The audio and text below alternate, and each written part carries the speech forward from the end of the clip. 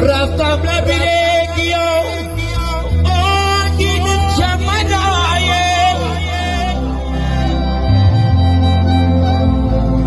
خدا یا پایوشی لشنای